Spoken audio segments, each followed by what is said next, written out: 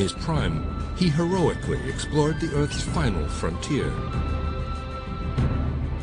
He discovered lost cities of the Silk Road, bringing to life a forgotten civilization.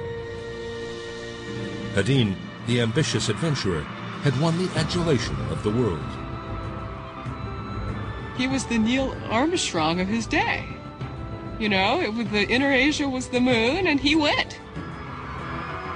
He was very famous, a rock star at the time.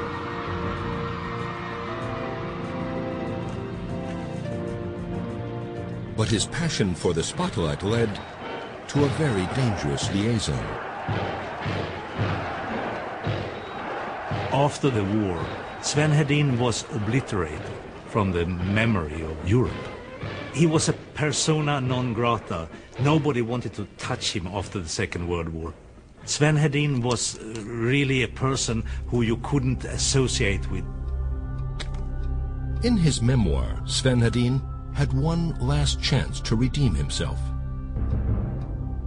Would he exorcise the demons of his past? Or would he die a forgotten man?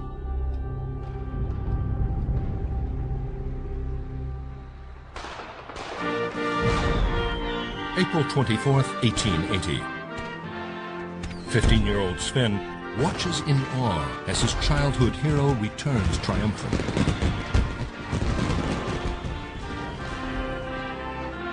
Stockholm Harbor is a riot of pride and excitement. Adolf Nordenskiöld, the Swedish explorer, has come home, the first person to sail around Russia back to Europe. Together with his family, he had climbed the mountains overlooking the harbor of Stockholm, from where he and thousands of Stockholm people watched the return of the ship. A great national hero was created, and Sven Hedin really wanted to step into his footsteps. This dream of fame and adventure would drive Hedin all his life. It was in Berlin as a geography student that Hedin developed his lifelong obsession with Central Asia.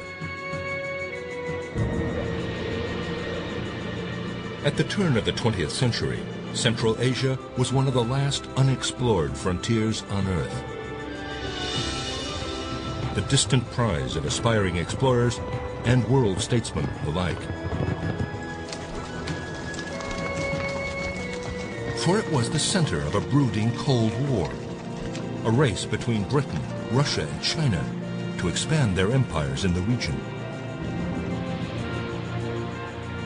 With the eyes of the world focused on this remote land, it was the perfect stage for the ambitious Hedin to make his name as an explorer. At its heart was a massive sea of sand known as the Taklamakan. When Hedin decided on becoming an explorer, he wanted deserts. Explorers should climb dangerous mountains and they should cross dangerous deserts. That's what an explorer should do. So he found this Taklamakan, which, according to him, no one ever had crossed, in living memory at least. So he wanted to be the first to walk on paths where no man ever walked before. Hedin was sure that beneath the Taklamakan's shifting sand lay ancient cities of the old Silk Road, which had been lost to the world for over 1,000 years.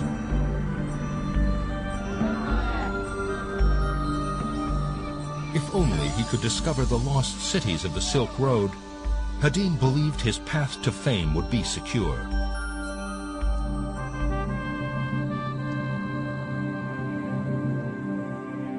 In 1893, Hedin obtained funding from the King of Sweden to explore the uncharted extremes of Central Asia. But his imminent departure was bittersweet. Hedin was leaving behind the woman of his dreams. Millie Bruman was beautiful and very wealthy. Like Hedin, she was a romantic. He adored her. She was magnificent in her youth, innocence and beauty. She was blonde and had eyes of the most beautiful color. In Sven's mind, there was no doubt they would marry when he got back.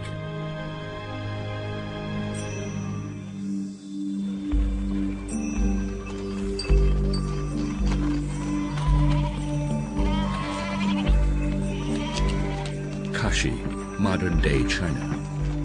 Once known as Kashgar, a key market town along the old Silk Road.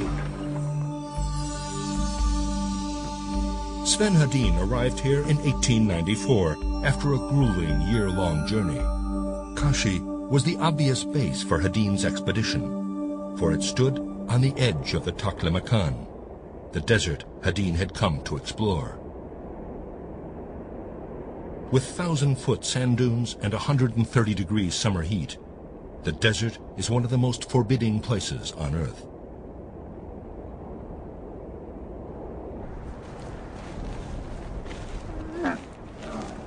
Hedin began to make careful preparations for an expedition into the desert when devastating news arrived.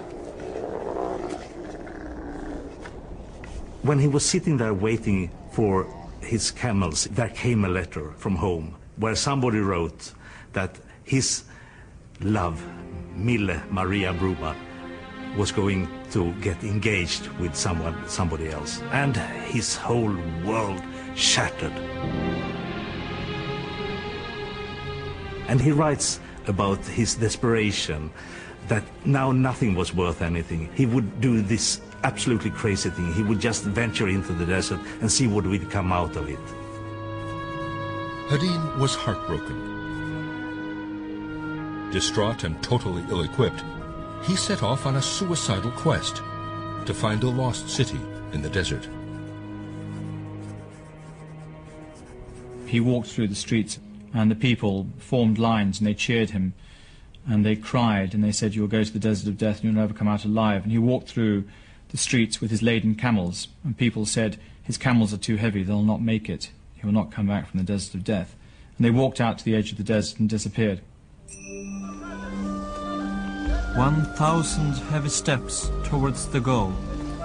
Not one backwards was my motto.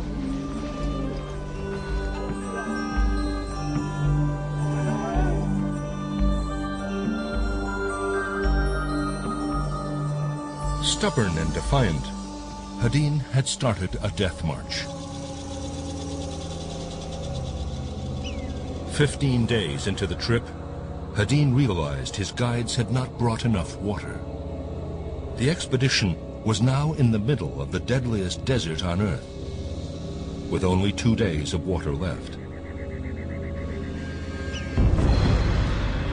Should they turn back or look for an oasis?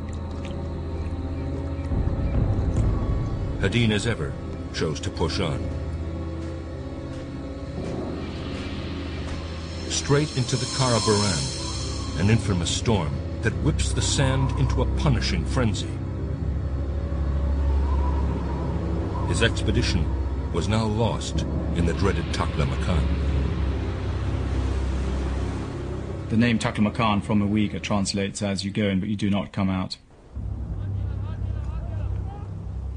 By 9 o'clock in the morning, having spent 2.5 hours loading all the camels